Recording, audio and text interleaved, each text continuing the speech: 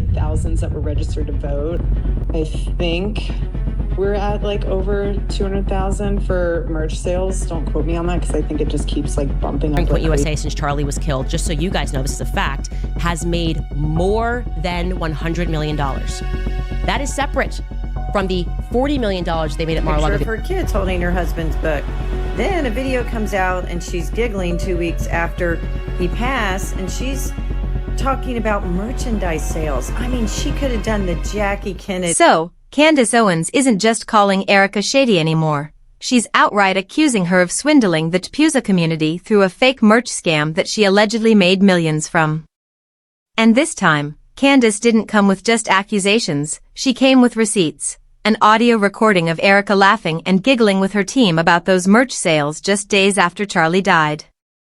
Now, here's where it gets worse, because Candace isn't doing this alone.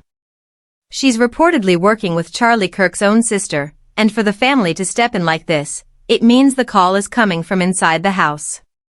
And before we get into how the fake merch allegedly worked and where the money went, there's one thing about the timing of that audio that makes the entire situation feel deliberate.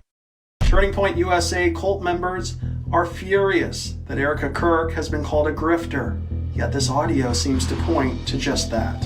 And the thing is, the audio itself doesn't prove anything strange. It just sounds like another boss encouraging and appreciating her staff for the work they'd put in. I don't even know where to begin.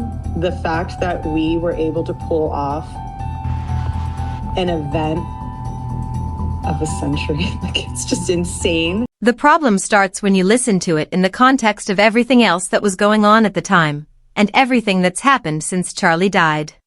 And then you have, is it 100 million? I think we're at like over 200,000 for merch sales. Don't quote me on that because I think it just keeps like bumping up like crazy. According to Candace, that audio came from a staff meeting held just days after Charlie died.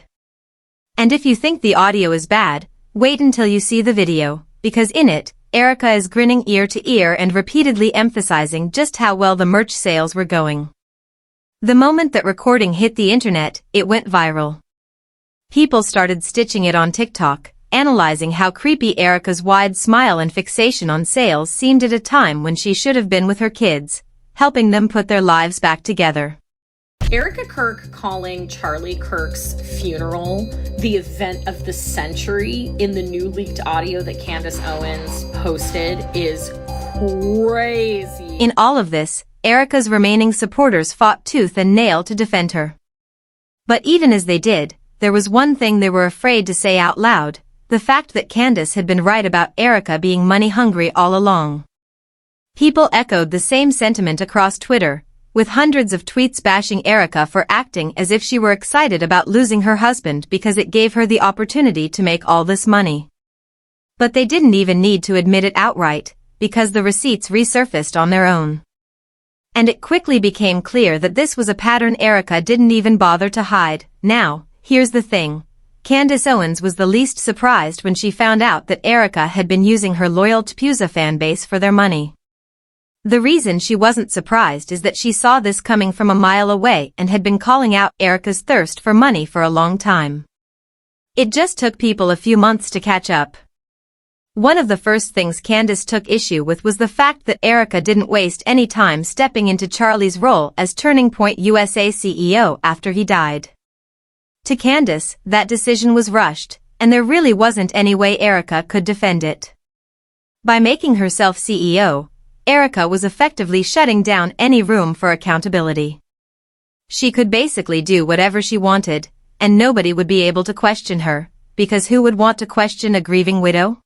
I think the mistake they made, and I've said on my podcast, she should have never become the CEO and chairman overnight. Because now, when people have questions, you got to answer them, right? You're not just a grieving widow, but you very quickly decided that you were equipped to be Charlie. Well, guess what? That's going to be a trial by fire. Charlie had to go through it. It's painful. And so people are feeling like, hey, it's not fair to ask her any questions because her husband just died. But that's not all. Candace was one of the first people to notice when Erica started capitalizing on her grief to make a quick buck.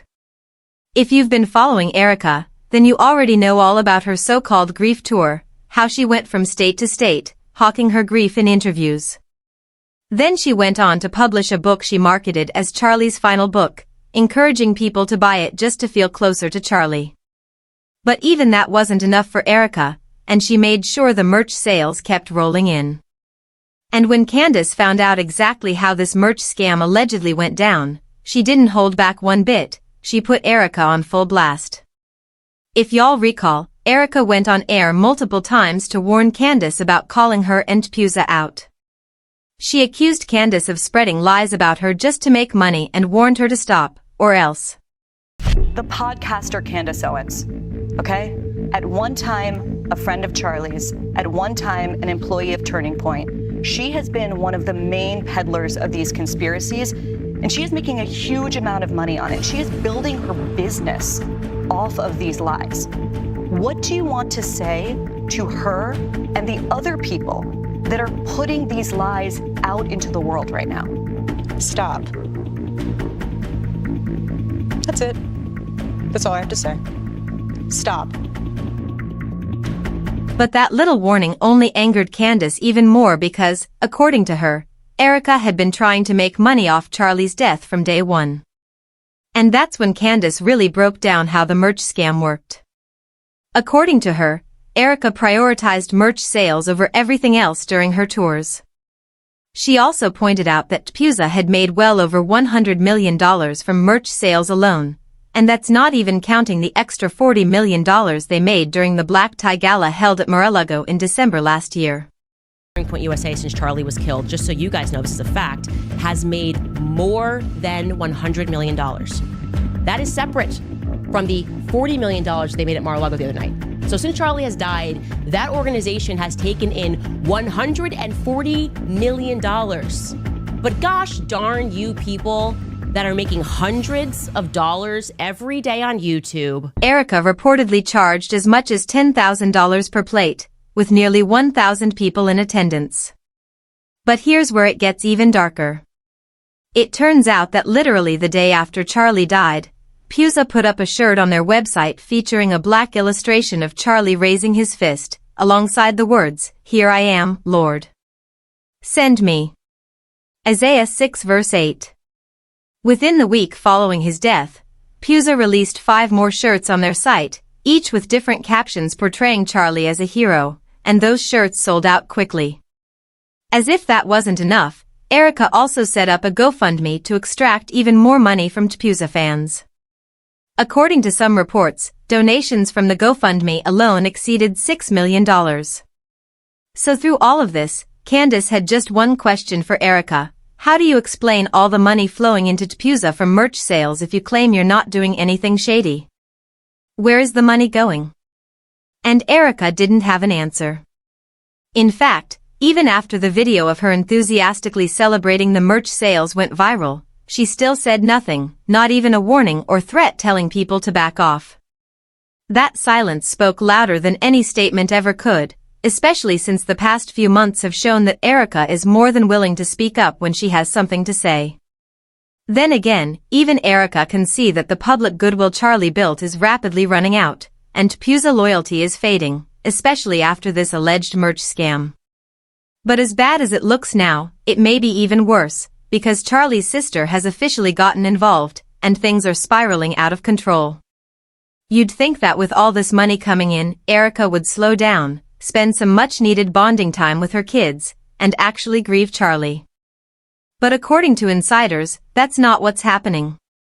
Instead, realizing how easy it is to make money off TPUSA supporters has reportedly fueled her to keep the scam going for as long as possible. At this point, it's not just disrespectful to the fans, it's a slap in the face to everyone who knew and loved Charlie long before Erica ever entered his life. That's where Charlie's sister, Mary, comes in. According to her, TPUSA, under Erica's direction, has been concealing how much money they're really bringing in. This was reportedly confirmed when an independent investigator discovered that some of TPUSA's tax and financial audit forms were missing. And here's the kicker. Those files disappeared just a few months before Charlie died, which lines up with the time Erica began playing a more active role in the company. Apparently, Charlie had already grown suspicious himself and had hired a new team to audit the company's finances. But before he could ever receive the results of that audit, his life was taken. Once the new administration stepped in, all of that was quietly swept under the rug.